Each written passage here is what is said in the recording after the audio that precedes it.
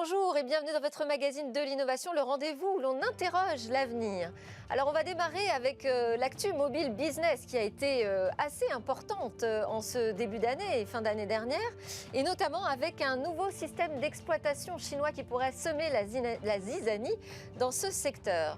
Et puis ensuite on enchaînera avec le débat qui sera consacré aux arcanes de la cybersécurité. Un internaute averti en valant 2, j'ai demandé à des experts de nous donner un coup d'avance sur les nouvelles stratégies du cybercrime. Et puis nous retrouverons notre rendez-vous sur la protection des données personnelles pour aborder le cas particulier des données de santé et leur confidentialité.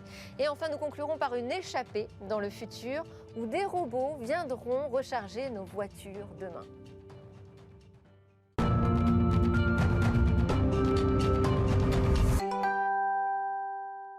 Bonjour Jérôme Bouteiller, très contente de vous retrouver dans cette nouvelle année 2021. Tous mes vœux d'abord.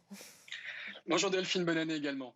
Alors on va démarrer cette actu mobile business par un petit chamboule tout en fait, un nouveau système d'exploitation chinois qui vient semer la zizanie. Oui, et avant de vous parler de ce système d'exploitation, revenir un petit peu sur ce marché des systèmes d'exploitation. Le système d'exploitation pour ordinateur, par exemple, a longtemps été un environnement extrêmement monopolistique, avec Windows de Microsoft qui a représenté jusqu'à 90% de part de marché. Autant le marché des systèmes d'exploitation pour mobile était beaucoup plus dynamique. Au début des années 2000, par exemple, on avait un marché qui était dominé par Symbian, un système d'exploitation européen qui était déployé sur les smartphones Nokia. On avait également d'autres environnements comme Windows Mobile de Microsoft, PalmOS de PalmSource ou encore BlackBerry OS de RIM. Oui, autant d'OS qui ont totalement disparu d'ailleurs. Oui, tous ces systèmes d'exploitation mobile de première génération ont été balayés en à peine quelques années par l'arrivée d'une seconde génération de logiciels à la fin des années 2000. C'était d'abord iOS, le système d'exploitation de l'iPhone, lancé en 2007 par Apple, et qui a révolutionné le marché des smartphones avec son interface tactile, sa technologie multitouch et ses nombreuses applications qu'on pouvait télécharger depuis un store. Ce fut ensuite Android de Google, lancé dès 2008 avec sensiblement les mêmes avancées technologiques qu'iOS, mais avec un avantage décisif, n'importe quel constructeur pouvait l'adopter, et contrairement à ses concurrents de l'époque, il était gratuit. Et quelles sont leurs parts de marché aujourd'hui ? Alors en une décennie, Android est clairement devenu le Windows du téléphone. Selon une étude StatCounter, on peut évaluer à peu près à 85% sa part de marché mondial contre 15% pour iOS.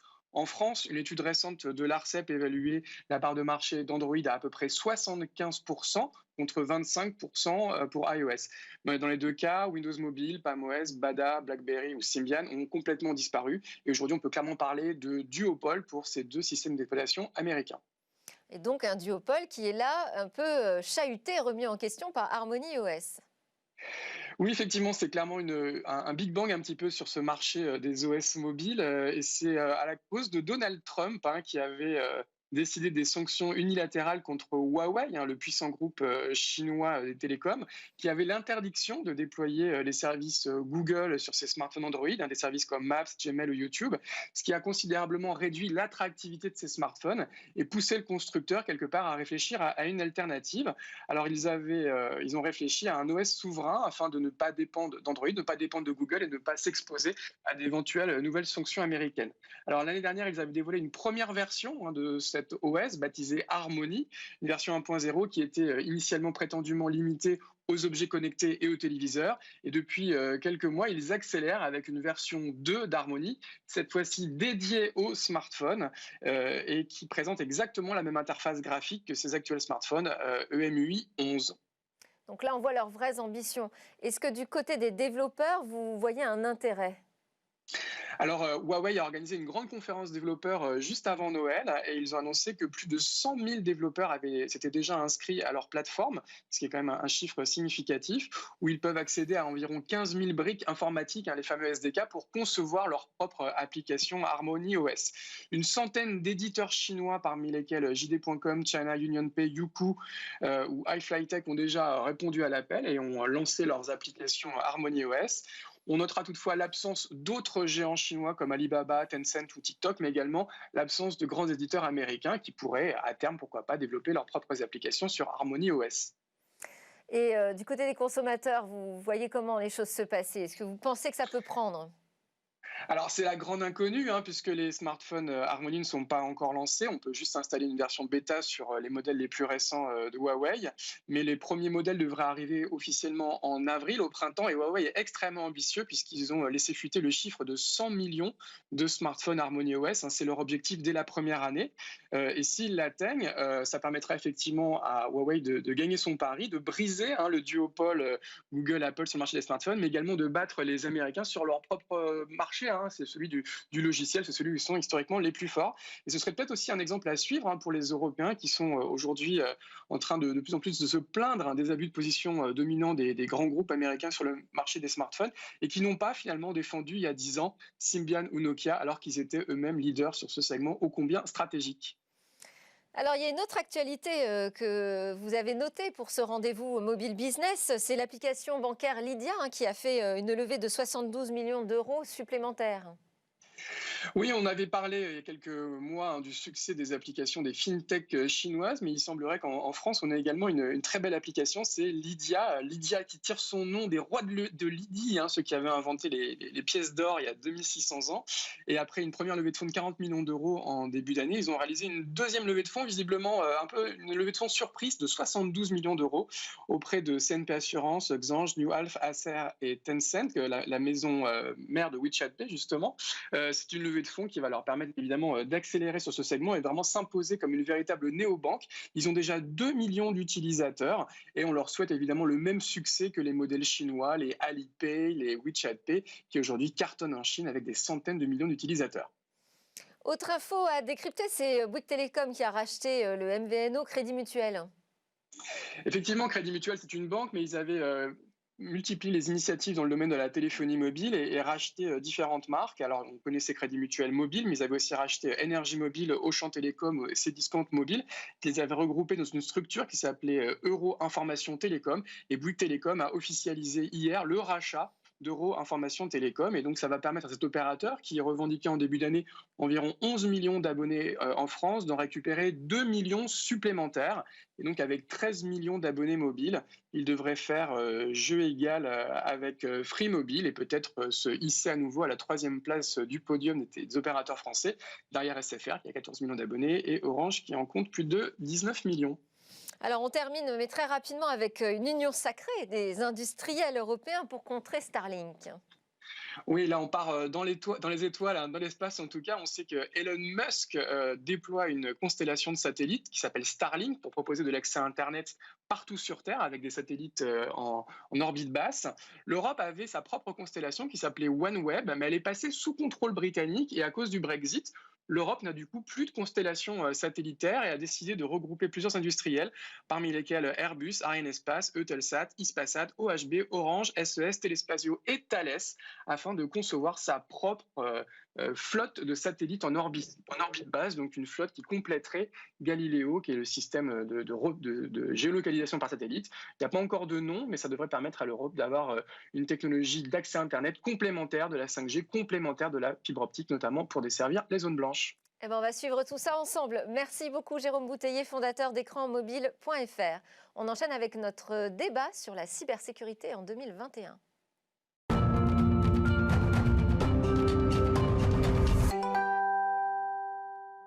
Organisation, nouvelle stratégie, comment se profile cette année 2021 dans les arcanes du cybercrime? On en parle tout de suite avec Thierry Karsanti, expert en cybersécurité, vice-président technique Europe, Moyen-Orient, Afrique chez Palo Alto Networks, et Yvan Kwiatkowski, chercheur en cybersécurité chez Kaspersky. Nous avons également avec nous en visio Benoît Grunemwald, expert en cybersécurité chez EZ France Afrique francophone. Alors Thierry Karsanti, quelles sont ces grandes tendances 2021 que vous voyez déjà se profiler en matière de cybersécurité ? On a constaté, suite à la pandémie Covid, une accélération de cette transformation numérique que les entreprises prennent en compte depuis un certain nombre d'années, une accélération du télétravail, avec un télétravail parfois contraint, forcé, qui a dû se mettre en place de manière très rapide et qui a forcément un impact sur la cybersécurité. On voit un nombre d'attaques très C'est-à-dire c'est un terreau idéal, le télétravail, pour les cyberattaquants? Effectivement, ça augmente le terrain de jeu, si je puis dire, pour les hackers, puisqu'il y a de plus en plus d'équipements qui sont connectés sur Internet directement, par sur le réseau de l'entreprise, donc pas forcément protégés par les systèmes existants. Ça génère forcément des attaques supplémentaires, des attaques qui réussissent pour un certain nombre d'entreprises. Et est-ce que ça génère du coup de nouvelles attaques, de nouveaux types d'attaques? Alors ça génère une amplification, une intensification d'attaques existantes et ça permet également d'autres possibilités, notamment ce qu'on appelle des attaques par rebond, c'est-à-dire profiter de la confiance qui est désormais établie entre son domicile et le réseau de l'entreprise. Et le hacker ne va pas forcément cibler le réseau de l'entreprise, mais va parfois cibler le domicile d'un télétravailleur pour rebondir et rentrer par ce biais dans l'entreprise. Alors on va continuer sur les tendances tout à l'heure. Je vais donner la parole aussi à Ivan Kiatowski assez rapidement, puisque vous étudiez, vous décortiquez les attaques les plus sophistiquées. Alors, est-ce qu'on en aura des nouvelles? Est-ce qu'il va y avoir de plus en plus de sophistication dans ces attaques, ou finalement, c'est pas nécessaire? Alors, je Est-ce pense. que ça devient plus facile? Alors, est-ce que c'est plus facile? Je ne sais pas. Mais je pense effectivement que ces groupes d'attaquants, notamment qui sont derrière les opérations de ransomware dont on parlait tous les jours à la radio, à la télévision, ces groupes-là ont de plus en plus de moyens. Pourquoi? Parce que l'année 2020 a été pour eux extrêmement profitable. Je pense que tout le monde en est convaincu. Les rançons ont atteint des montants de centaines de milliers d'euros, voire de millions d'euros. Et avec des moyens de cet ordre de grandeur, ces groupes-là sont aujourd'hui en mesure d'acquérir des outils d'attaque qui, jusqu'à aujourd'hui, étaient vraiment de l'apanage des attaquants les plus sophistiqués, voire même les États. Je pense qu'en 2021, pour la première fois, on va avoir ce type de groupe d'attaquants qui auront des vulnérabilités qu'on appelle zero day, sont les plus graves, celles qui sont inconnues à la fois des défenseurs, mais aussi des fabricants de logiciels qui sont vulnérables et qui permettent finalement de rentrer dans n'importe quel réseau sans qu'il y ait de possibilité pour le défenseur de les empêcher. Et ça coûte cher, ça coûte de l'argent de trouver une faille zero day? Effectivement, il y a un marché noir qui existe où elles sont vendues et on estime que les plus graves d'entre elles coûtent entre 1 million et 10 millions d'euros. Mais finalement, c'est des prix qui aujourd'hui sont parfaitement équivalents aux rançons qui sont demandées. Et donc, à mes yeux, en 2021, ces groupes-là auront accès à ces failles et pourront les utiliser pour attaquer n'importe qui. Et pour trouver ces failles zero day, c'est compliqué, ça prend du temps, il faut avoir ses entrées chez les éditeurs de logiciels? Alors, c'est un marché qui est complexe, c'est des recherches qui sont longues et coûteuses. On pourrait dire que pour trouver une faille dans un système d'exploitation, par exemple, il faudrait quelque chose comme 1 an pour 3 ou 4 ingénieurs spécialisés. Voilà. Oui. Donc, c'est des gros investissements. Mais avec 1 million d'euros, on peut faire beaucoup de choses. Alors, on va donner la parole aussi à Benoît Grunemwald, expert cybersécurité chez Z. Bonjour. Bonjour. Alors, on a commencé à aborder cette question du télétravail qui va évidemment croissant en 2021, mais je dirais que finalement, peu importe sa croissance, on a des systèmes qui sont de plus en plus ouverts vers l'extérieur. Comment on fait dans ce contexte pour assurer un minimum de cybersécurité ? Eh bien, le télétravailleur est à la fois employé d'une société, il travaille avec le matériel que va lui donner l'entreprise, mais il doit également assurer la cybersécurité de son propre domicile. Et ça, cela passe par peut-être un nouveau métier que les RSSI, donc les responsables de la sécurité en entreprise, n'avaient pas encore pris en compte, n'en avaient pas besoin, mais c'est bien donner, en plus de la culture cyber pour protéger l'entreprise, une culture pour se protéger chez soi, parce qu'effectivement, comme on l'a dit précédemment, les attaques par des objets connectés qui sont de plus en plus nombreux dans nos habitations à des cyberattaquants de rentrer dans le réseau de l'entreprise. Alors, vous évoquez aussi effectivement les objets connectés. Est-ce que c'est toujours la bête noire? Est-ce que ça le sera toujours en 2021? Parce que moi, j'ai reçu sur ce plateau des fabricants qui m'assurent que désormais, tout est bien protégé. Alors, les objets connectés sont comme les ordinateurs, les serveurs et tout système d'information connectés à Internet et vulnérables par essence. On parlait de failles zero day juste avant. Ils en sont pourvus et dans nos prédictions, d'ailleurs, nous mettons d'attention sur les objets connectés pour adultes, les sextoys, qui eux aussi sont de plus en plus répandus, ont accès à beaucoup d'informations sur notre vie privée, voire même sur notre vie intime, et pour lesquels il faut porter une grave attention en tant que fabricant, mais aussi en tant qu'utilisateur. Bon, on a un petit problème de connexion, mais on a compris le message. Autre grande tendance, j'imagine, c'est le recours au cloud. On n'arrête pas de se féliciter du fait que les entreprises passent enfin au cloud, notamment en France. C'est aussi une nouvelle source de danger ou au contraire, c'est plutôt rassurant? C'est à la fois une opportunité et aussi un nouveau risque, un nouveau vecteur d'attaque. Alors expliquez-nous, quel est l'avantage et l'inconvénient? Alors, les données de manière traditionnelle, c'est finalement le pétrole de cette nouvelle économie, l'économie du numérique. Ces données, elles étaient historiquement dans des centres de données qui étaient des serveurs physiquement gardés dans les locaux de l'entreprise. Et à travers le temps, les opportunités du cloud ont permis de mutualiser ces moyens, d'avoir une économie d'échelle, d'avoir aussi une agilité, une flexibilité qui sont évidemment des atouts compétitifs pour les entreprises. Donc il n'est pas étonnant que l'essentiel des entreprises ait depuis ces dernières années basculé le stockage, le traitement de leurs données et le développement de leurs applications de centres de données privés à des centres cloud. Mais on dit aussi que finalement, ça va simplifier la sécurité, puisqu'au lieu d'avoir plusieurs systèmes à sécuriser, on n'en aura plus qu'un seul. Alors le fait de perdre finalement la sécurité physique engendre culturellement l'impression qu'on perd en termes de sécurité, on perd en termes de maîtrise. Et évidemment, tout l'enjeu dans le domaine de la cybersécurité, c'est de fournir des briques technologiques pour faire qu'on soit finalement dans un cloud davantage sécurisé d'un point de vue cyber que l'on ne l'est sur des centres de données classiques. Donc ça simplifie la sécurité. Ça la rend différente. C'est-à-dire qu'on ne réplique pas les modèles traditionnels dans le cloud. Et si on utilise les nouvelles technologies qui sont disponibles en termes de protection, on peut assurer un niveau de sécurité largement supérieur tout en gardant l'agilité et tous les avantages que fournissent le cloud. Yvan Katowski, j'imagine que les cybercriminels s'organisent en fonction aussi des évolutions de nos usages. Est-ce qu'ils ont des nouvelles stratégies là, que vous voyez arriver, qu'ils vont mettre en place davantage en 2021 ? Alors, pour les cybercriminels, la question du cloud, elle ne change pas grand-chose fondamentalement, parce que quand un attaquant arrive dans le réseau d'une entreprise, il va avoir accès à toutes les données de cette entreprise, où qu'elles soient stockées. On peut imaginer que si jamais une entreprise a fait le choix de dématérialiser ces données et de la donner à un fournisseur de cloud, elle aura quand même besoin de conserver un lien vers ces données. Elle a besoin de les consulter, de les modifier, d'ajouter des choses dedans. Et ça veut dire que l'attaquant qui est présent dans le réseau de la victime, eh ben, il va forcément avoir accès à ces mêmes données comme la victime.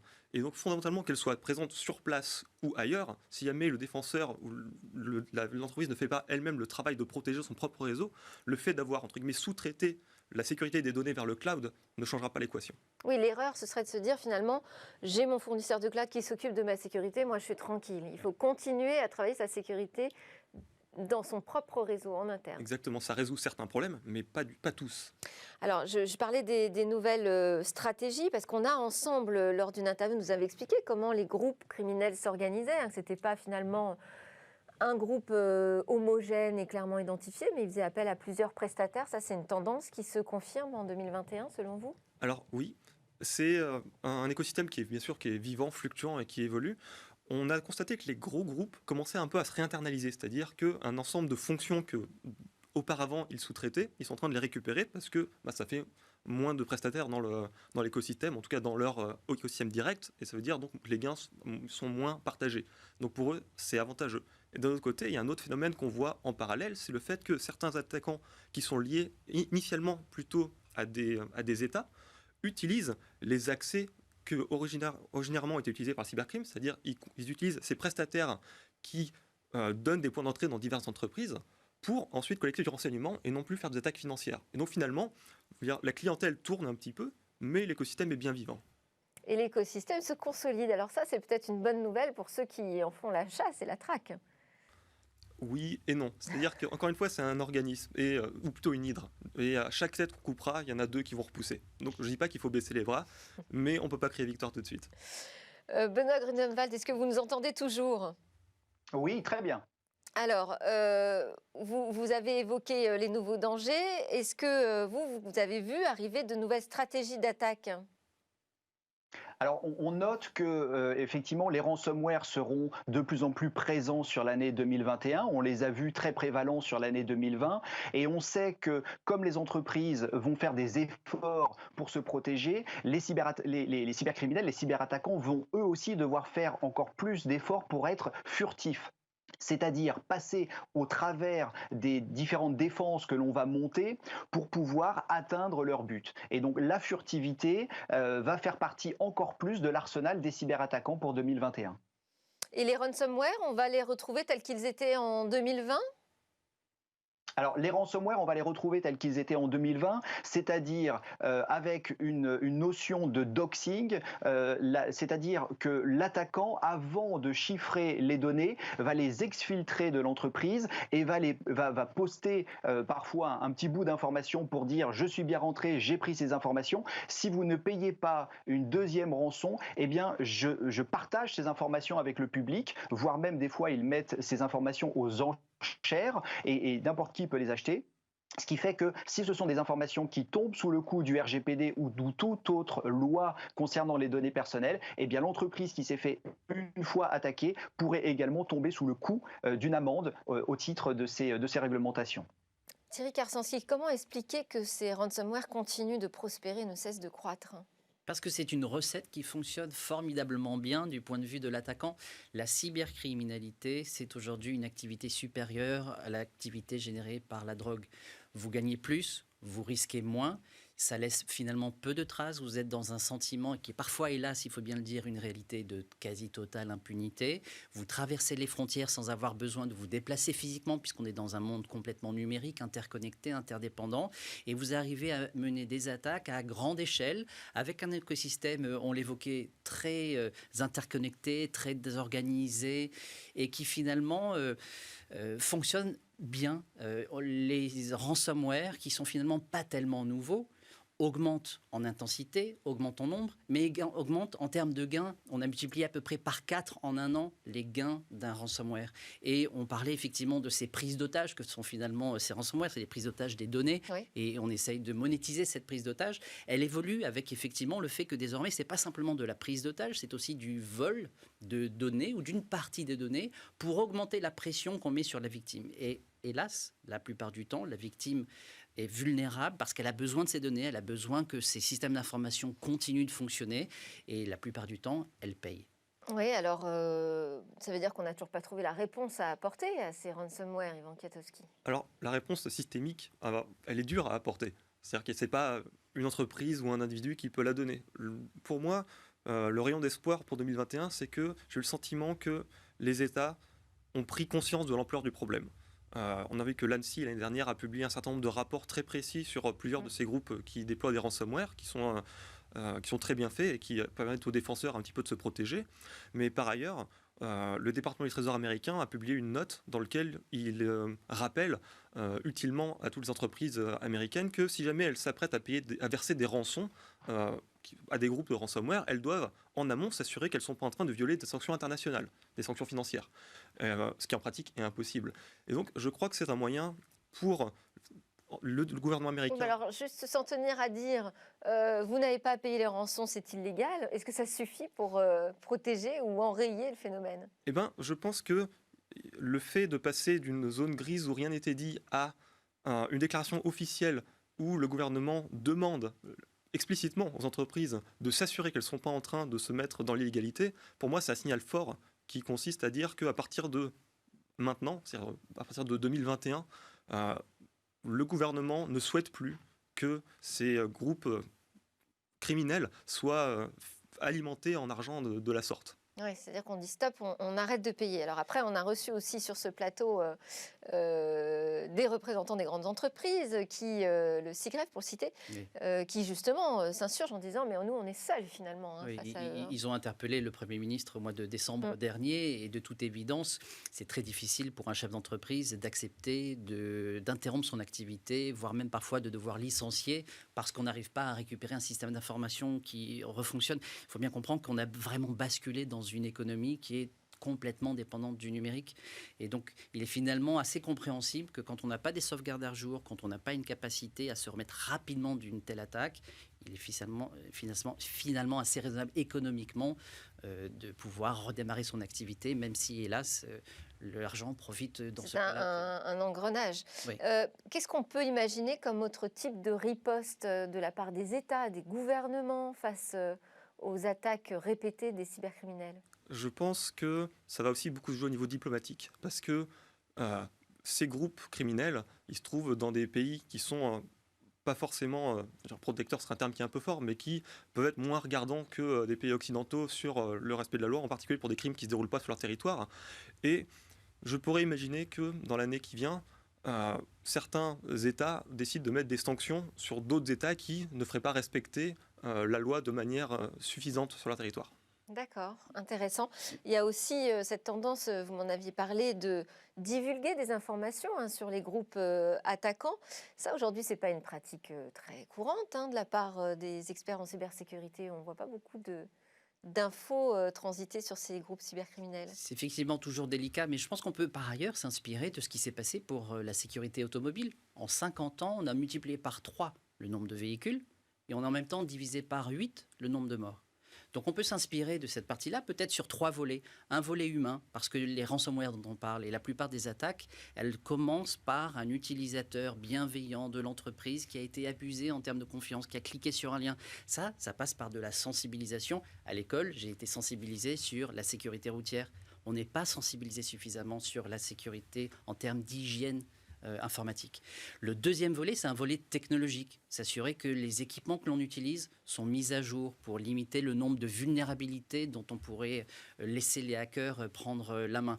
C'est avoir des sauvegardes qui sont à jour. C'est vrai au niveau personnel, sur ces smartphones, sur ces ordinateurs. C'est vrai également des entreprises. Et c'est pas simplement faire des sauvegardes, c'est s'assurer qu'on est capable de les restaurer, donc faire des tests régulièrement. Et enfin, un troisième volet qui dépasse la technologie, qui dépasse l'humain, qui est d'un point de vue réglementaire, créer un écosystème qui favorise finalement une coopération internationale. La menace dont on parle, elle n'est pas à l'échelle d'une entreprise, elle n'est pas à l'échelle d'un pays, elle est à l'échelle planétaire, parce que tout est interconnecté, parce que l'Internet n'a pas de frontières, et parce que le cybercrime s'est organisé de cette manière-là pour tirer profit du fait qu'il y a peu de coopération également d'un point de vue juridique. C'est certain qu'on parle beaucoup de la régulation des réseaux sociaux, on n'en parle pas encore finalement assez de la régulation de la cybercriminalité.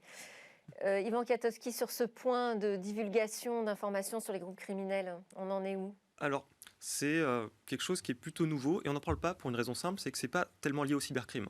C'est lié à l'espionnage. Donc des attaques État contre État, ou en tout cas État contre intérêts stratégiques de leurs adversaires, perçus ou non.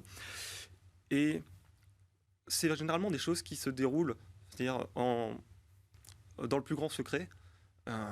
Une tendance qu'on a vu émerger vraiment en fin d'année dernière et début de cette année, c'est le fait que des États publient des informations sur les outils utilisés par d'autres États. Et donc ça, c'est intéressant parce que c'est finalement une nouvelle corde à l'arc de la cyberdéfense, en tout cas une nouvelle stratégie pour empêcher les adversaires de nuire à leurs intérêts. C'est le fait de dire, voilà, on a vu cet outil qui est utilisé sans aucun élément de contexte, et ensuite la communauté, tous les chercheurs, s'intéressent par exemple à tel fichier qui aurait été désigné par un organisme quelconque, et en faisant ce travail, nous, on va être capable de découvrir que ça a été utilisé dans des attaques contre tel secteur, dans tel pays, etc. Et ensuite, on va écrire des rapports là-dessus et on va faire monter le niveau de connaissance globale des défenseurs sur ce type d'attaque. Et donc, c'est une manière, finalement, de rendre caduques ou inopérants les outils d'un adversaire. Et je pense que... Mais ça existait quand même déjà, des collaborations entre les chercheurs de cybersécurité, non ? Bien sûr, mais là, on a une information qui part d'un gouvernement et qui... c'est au niveau des États. Voilà, qui vient vers le tissu industriel, justement pour nuire à ses ennemis. Donc je trouve que c'est... Et on pourrait passer à l'étape où vraiment on rendrait cette information publique ? En pratique, elle l'est déjà. Voilà. Mais c'est des informations qui sont techniques et du coup discutées uniquement dans des cercles spécialisés. D'accord. Benoît Grunemwald, une dernière question, parce qu'on arrive déjà pratiquement à la fin de ce débat. En termes de technologie, vous, du côté des outils que vous proposez, qu'est-ce qu'on peut prévoir d'un peu nouveau qui pourrait davantage nous protéger ? On parle beaucoup d'intelligence artificielle. Est-ce que c'est vraiment efficace ? Effectivement, l'intelligence artificielle est efficace pour traiter les nombreuses attaques et variantes de logiciels de ransomware, par exemple. Et on va mettre à disposition dans notre cloud, ainsi qu'avec l'apport de nombreux capteurs, on a à peu près 1 milliard d'utilisateurs de notre technologie dans le monde, et ça nous permet d'avoir une bonne vision sur les nouvelles attaques. Et donc, cette intelligence artificielle va permettre de faire en sorte qu'on va mutualiser et aller beaucoup plus rapidement dans la détection comportementale des attaques sophistiquées. Thierry Karsinski, l'avenir, c'est ça? C'est davantage d'IA, de machine learning dans nos outils de protection? Voilà, l'élément clé, c'est davantage, parce que l'intelligence artificielle, c'est déjà le présent, c'est pas uniquement le futur. Je prends l'exemple d'un client qui a réussi, face au nombre d'attaques très important, vous avez beaucoup d'alertes qui arrivent auprès des équipes sécurité de beaucoup des entreprises. Et parfois, ce qui est difficile pour eux, c'est d'arriver à trouver les bonnes informations, celles importantes sur lesquelles ils vont devoir agir. On a réussi, grâce à l'intelligence artificielle, à diviser par 50 le nombre d'alertes qu'ils doivent gérer d'un point de vue humain et à diviser par 8 le temps de réponse à une attaque. Ça se fait par effectivement du machine learning, de l'intelligence artificielle, de l'automatisation, de l'orchestration, bref, essayer d'avoir le maximum d'autonomie. On parle de voitures autonomes, pourquoi pas également des équipes sécurité en grande partie autonomes, finalement de basculer d'une asymétrie entre l'attaque et la défense où ce sont des machines face à des humains, et où on sait qu'on a des difficultés à trouver les talents en termes de cybersécurité pour les entreprises, à les fidéliser, à passer finalement sur un rapport symétrique de machine à machine, avec bien sûr une espèce d'homme sécurité augmentée par l'intelligence artificielle. Là, il faut que les entreprises acceptent de confier une partie de leur supervision à des IA, et ce n'est pas encore tout à fait le cas, je crois. C'est pour ça que c'est plus de l'intelligence artificielle qui vient augmenter finalement les capacités de l'humain plutôt que de remplacer l'humain. Oui. C'est finalement faire le tri entre ce qui est important, ce qui l'est moins, et essayer de rendre l'humain plus efficace dans ses informations et dans ses décisions. Mot de la fin, Yvan Kiatowski? Eh bien, moi, je suis d'accord pour dire qu'il ne faut pas oublier l'humain dans la sécurité. Pour moi, c'est l'échelon le plus important. Et ma recommandation pour les entreprises, c'est toujours, avant de passer à ces technologies avancées, s'assurer qu'on a vraiment les bases qui sont couvertes. Les bases, c'est toujours les mises à jour qui sont faites, avoir des produits de sécurité installés sur le réseau, et surtout avoir des humains justement qui sont payés à regarder si tout se passe bien. Ouais, et donc des budgets aussi pour la cybersécurité, ça semble évident, mais il faut encore le rappeler. Merci beaucoup Benoît Grunemwald, expert cybersécurité chez Z France et Afrique francophone, Yvan Kiatowski, chercheur en cybersécurité chez Kaspersky, et Thierry Karsanti, vice-président technique chez Palo Alto Networks. Alors juste après la pause, Yvan, ça devrait vous intéresser parce que je sais que vous êtes un fervent défenseur de la vie privée sur le numérique. On va parler de la confidentialité des données, je vais y arriver, pour un cas très précis, celui des données de santé.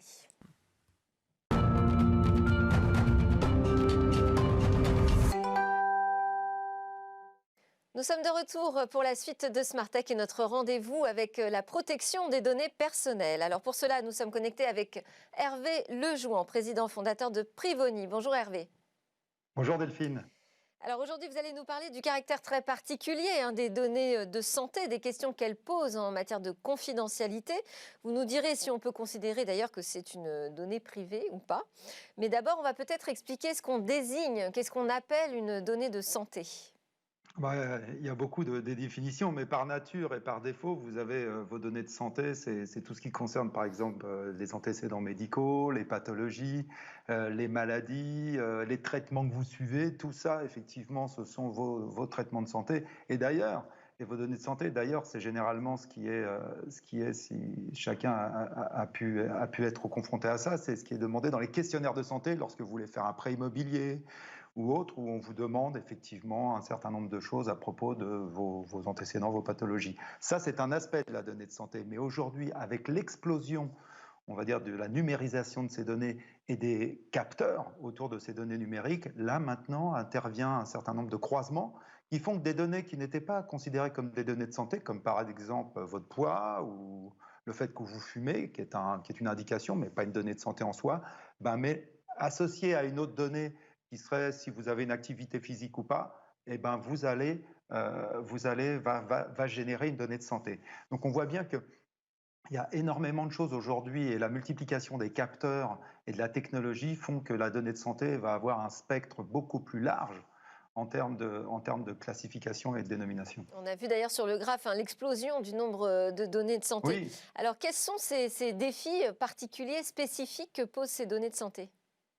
Justement, le premier, c'est la sécurisation. On voit bien ce graphe que vous avez montré, montre bien que la violation de données autour de ces données de santé est en pleine explosion. Et d'ailleurs, ce sont les données de santé qui sont le plus violées, entre guillemets, volées dans le monde en termes de données. Pourquoi ? Parce qu'elles ont une valeur extraordinaire et elles ont surtout un impact potentiel fort. C'est-à-dire si aujourd'hui, vous avez une violation de données de santé ou une attaque sur un hôpital, c'est pas seulement une petite conséquence qui peut s'opérer, c'est votre intégrité physique en tant que patient qui peut être altérée, voire menée jusqu'à la mort. Il y a eu cette année d'ailleurs liée au Covid, énormément d'attaques sur les hôpitaux. Et je crois que sur l'un des hôpitaux aux États-Unis, il y a eu le décès d'une ou plusieurs personnes dues à une attaque justement sur l'hôpital. Parce que les gens étant connectés à des appareils qui effectivement mesurent leur respiration et autres, et ben à un moment donné, si ces appareils sont en faille, et ben ça a un impact directement physique sur la personne. Alors, oui, juste avant, on faisait un débat sur la cybersécurité, et c'est vrai qu'on n'a pas abordé la question des données de santé, mais qui est primordiale. Quel type de traitements sont prévus pour ces données personnelles ? Alors justement, il y a un certain nombre de protections aujourd'hui. Le RGPD, le règlement, encore une fois, de la protection des données personnelles, a mis en place un certain nombre de recommandations, considérant que les données de santé étaient des données très sensibles. Et à ce titre, elles ne pouvaient pas faire l'objet de traitements associés à une personne identifiée ou identifiable si jamais il n'y avait pas de consentement explicite et ainsi de suite. Donc il y a une protection proche. Et on voit bien d'ailleurs, vous avez vu là les dernières informations sur le Covid, encore une fois, et on voit il y a un fichier qui va être établi, qui 6 vaccins Covid, là, ils viennent de révéler ça. Et ce fichier, en fait, ne pourra être accédé avec l'identifiant que par le médecin et les personnes, on va dire, habilitées autour de l'hôpital, si jamais il y a un traitement, mais pas d'autres personnes. Si jamais d'autres personnes pourraient accéder à l'information, elle devrait être anonymisée absolument. La CNIL a mis en place ce procédé qui fait que la donnée va être protégée en termes d'identification, mais pourra être exploitée si on l'anonymise pour des statistiques générales. Alors c'est là où j'en viens à ma première question qui était, est-ce que finalement on peut considérer que c'est une donnée privée ? Cette donnée de santé, elle ne nous appartient pas qu'à nous finalement. Absolument, la donnée de santé, on pense toujours que c'est privé, mais parce qu'elle est sensible en fait. La notion de privatisation, parce que c'est sensible, remplir un questionnaire de santé où on vous demande tout un tas de choses sur vous est toujours quelque chose d'assez troublant. Mais néanmoins, il faut reconnaître que pour le bien commun, il est important que certaines données de santé soient partagées parce que ça fait progresser la médecine. Et aujourd'hui, avec l'intelligence artificielle et les nouveaux capteurs pour le diagnostic, on va aller dans des notions effectivement de bien meilleures, d'améliorer la santé des personnes grâce au partage de la donnée. Après, la notion de partage de la donnée, il faut relativiser par rapport à l'anonymisation de celle-ci. Et aussi, quid de sociétés privées versus les organismes publics. Oui, comment nous, finalement, on va pouvoir protéger ces données dans un contexte où on nous en demande de plus en plus. Quand on a une montre connectée et qu'on fait un peu de course à pied, par exemple, on diffuse des informations assez personnelles sur nous. Absolument, et quand on voit typiquement, et ça c'est un exemple que Fitbit, qui est un des grands acteurs justement de on va dire de la mesure de l'entraînement, a été racheté par Google, la question peut se poser de savoir si demain, effectivement, un jour, on ne vous demandera pas de vous connecter à votre compte Fitbit en utilisant vos données Google, ce qui s'est passé avec Nest d'ailleurs, qui avait été racheté, où Google avait racheté Nest il y a quelques années, le thermostat, et c'était déconnecté. Et aujourd'hui, pour vous connecter à Nest, vous devez vous connecter avec Google. Donc c'est vrai qu'à titre personnel, on peut être aujourd'hui utiliser beaucoup d'applications qui vous demandent toujours d'avoir un compte et de vous identifier jusqu'au moment où ces applications sont soit rachetées, soit intégrées, soit partagées avec des acteurs tiers, comme des assureurs aussi par exemple. Ça, c'était des possibilités. Et qui font que derrière, d'un seul coup, votre donnée, elle part sans que vous soyez vraiment conscient. Et on ne me demande pas mon consentement quand j'utilise ces dispositifs de e-santé, on va dire. Ah, si, on vous le demande, mais c'est vrai que bien sûr qu'on vous le demande, votre consentement, mais c'est pas très explicite et très clair. C'est-à-dire qu'il va falloir que vous alliez dans les politiques de confidentialité de ces applications pour vous rendre compte de ce qu'elles peuvent faire et de ce qu'elles envisagent de faire avec ces données. Et c'est vrai que c'est là où, encore une fois, votre consentement, malheureusement, il est donné, mais il n'est pas vraiment éclairé. C'est-à-dire que on n'a pas en tant qu'individu vraiment conscience de ce qui peut se passer derrière tant qu'on n'a pas été lire la politique de confidentialité pour se rendre compte qu'ah oui, elle est partagée avec telle et telle société, dans tel et tel contexte, et ça, vous ne le souhaitez pas, bien entendu. Oui, donc encore pas mal de progrès à faire sur la transparence quant au consentement qu'on donne sur ces informations. Merci beaucoup Hervé Lejoin, président fondateur de Privoni. À suivre la découverte d'une innovation pas comme les autres, des nouveaux robots qui vont débarquer.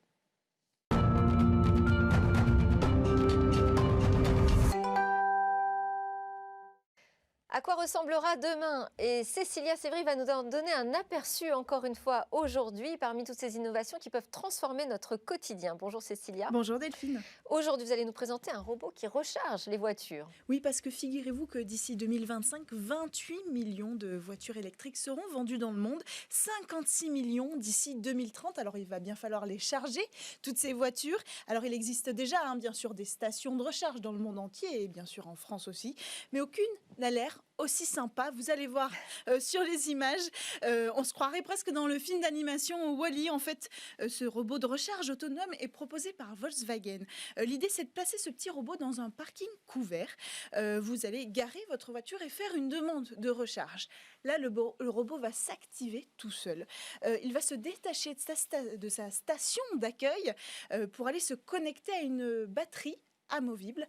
Elle fait à peu près une puissance de 50 kW. Le robot va l'attraper et puis la déplacer jusqu'à votre voiture pour venir lui-même la brancher à notre voiture. Elle sera ensuite, ce robot, il va pouvoir partir et il sera prêt à répondre à toute autre demande. Tout ça, bien sûr, il peut le faire grâce à des capteurs, mais aussi grâce à une intelligence artificielle qui va l'aider à repérer sur la voiture l'embout pour brancher le chargeur, mais aussi qui va l'aider à repérer les voitures elles-mêmes, à repérer les passants pour éviter de les écraser ou les voitures pour éviter de se faire écraser, évidemment. Et alors, comment est-ce qu'on commande une recharge? Alors, pour ça, on aura une application sur les téléphones. On n'aura plus qu'à lancer la demande avec un suivi en temps réel du chargement de notre véhicule. Mais pour que l'ensemble du système fonctionne correctement, il faudrait une plateforme de communication globale entre tous les appareils. Communication globale entre toutes les voitures. Et sur ce point, pour l'instant, on n'a pas beaucoup d'infos de la part de Volkswagen. Et c'est tout, nous, on n'a rien à faire. On peut laisser la voiture et partir travailler sans s'occuper de rien. On peut partir faire les courses, parce que l'idée ici, ce serait aussi d'être dans un centre commercial, ce serait la cible première. Le robot, une fois que c'est terminé, en fait, va tout seul recevoir un signal. Il va aller chercher la batterie qu'il aura laissée à côté de notre voiture pour la récupérer et la ramener à la station de support. Et pendant que notre voiture aura chargé, d'autres auront chargé. Et c'est ce robot mobile qui va gérer ce bal. Alors c'est vrai que c'est très sympa, mais quel est l'intérêt pour Volkswagen de travailler sur ces développements? Alors l'intérêt de cette solution-là en particulier, c'est qu'on n'aura plus besoin, nous, en tant que consommateurs, de chercher la rare place de parking, la rare place destinée au rechargement de notre voiture électrique ou hybride. Aujourd'hui, on n'en compte vraiment pas beaucoup dans les parkings. L'autre avantage aussi, c'est qu'il y aura la possibilité de charger des voitures indépendamment. Donc c'est un vrai gain de coût. On n'a pas besoin d'installer une station à chaque place de parking. Donc pour la personne qui va installer ça dans son parking, ça coûtera moins cher à installer, ce sera plus pratique et on pourra servir plus de monde. Alors bien sûr, cette solution, elle est très intéressante, mais Volkswagen en a développé d'autres, un peu plus réaliste, un petit peu plus prometteuse aussi, on peut le dire, en termes de commercialisation. Par exemple, il y a on peut citer le DC Wallbox. C'est un système accroché au mur, on en fait beaucoup aujourd'hui pour les particuliers. Ce système-là, contrairement à ses concurrents, il distribuera du courant continu et non pas alternatif pour gagner du temps, en fait. Il sera équipé de la fonction de charge bidirectionnelle, c'est-à-dire qu'il pourra restituer et récupérer le surplus d'électricité pour le réinjecter dans le réseau. Et cette solution aussi pourra être placée sur les parkings de supermarchés. Elle devrait d'ailleurs être commercialisée d'ici l'année prochaine. On n'a pas encore de date précise. Et pour notre solution mobile qui ressemble à Wall-E, on n'a pas non plus du tout, pour l'instant, d'idée de sortie de ce produit.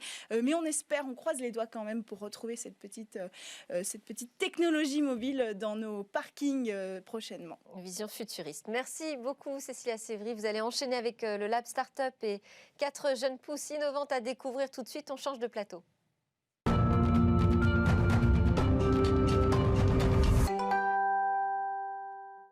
Merci à tous de nous avoir suivis. Je vous souhaite une excellente journée et je vous dis à demain pour de nouvelles discussions sur la tech.